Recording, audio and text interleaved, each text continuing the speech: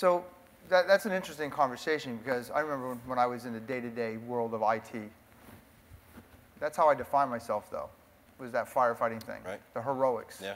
That's what made the job exciting. You know, yeah. some of us that's been in for a while, we get a charge out of that. We bitch about it all the time, but we get a charge out of it. Right.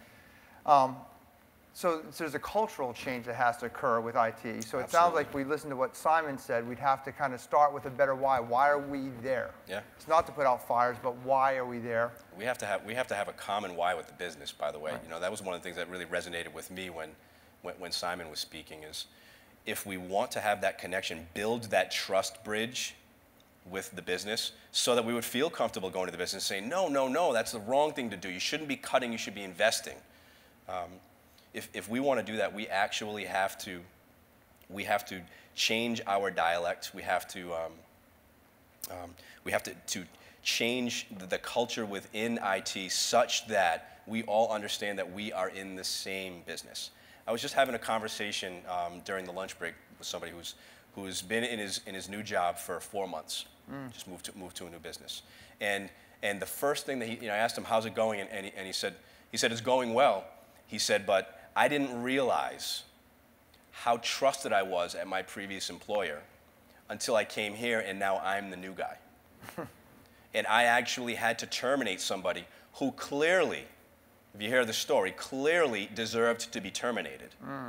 And it took lawyers getting involved with HR to make HR realize that that person should have been terminated, you know, for him to be backed up. And as I'm listening to him tell the story, I'm thinking, you know, where's the gap here? You know, how is it that coming in, the business, in this case it's a hospital, doesn't understand that you're coming in, you're in the same business, and that I should have, that trust should just be there inherently, that I'm not just IT. Right. It's the oddest thing, but fundamentally it's about we have to identify ourselves with the businesses that we're in. I was at an online seminar a couple of months ago. One of the suggestions that was made, and this was about empowering and engaging employees, one of the suggestions that was made was have an article reading contest within your team. So each month, challenge your team, your IT team, to be reading an industry article from an industry mag in the industry that your business is in, not in IT, not a technology rag.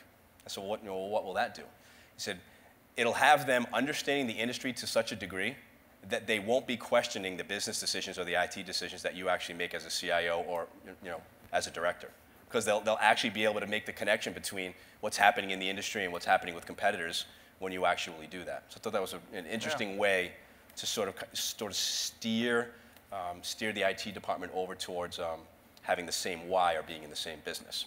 So it sounds like what I heard for those things, the first thing is that you have to build a compelling why to change the culture.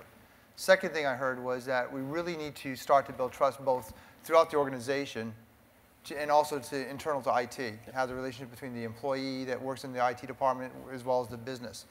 Do you think everyone can make a transformation to be more fused in the organization in IT? I really think you can. You think you can? I've met some really geeky, never going to change IT guys in my life, and we all know one of them out there someplace, right?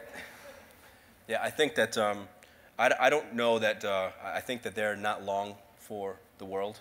Those kind of people. I really think that if you look at the Rhode Island Tech Collective did a study 2 years ago. Yeah, 3 years ago. Yeah, it was 3 years ago. Yeah.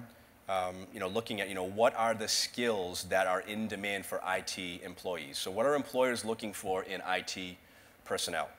And none of those skills were technical skills. They were all soft skills. Can they write? Can they communicate? Do they have any business background at all?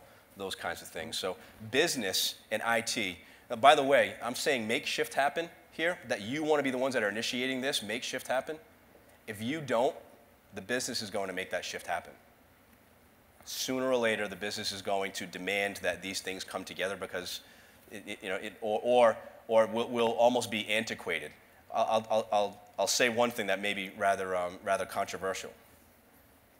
If the business could get business done by going around IT and going straight to, say, the cloud, they would do it. They don't care about IT per se. IT does not, you know, they don't have IT departments because they like IT. They have IT departments to get business done. So if if a sales organization could go straight to Salesforce.com and just set themselves up with accounts, and they could be selling effectively and managing their customers without the IT department ever knowing about it, and it would produce business results, they would do it. Why not? Why not? Yeah. So this is why it's so important for IT, even that guy in the back room, to be able to engage with the business, be able to engage with the users, at a minimum be able to communicate with the users that you're going to support in order to be able to do what it is that you're going to do in the back room. Simon said it well, none of the technology exists without somebody leveraging it to get something done, right? Technology is really a people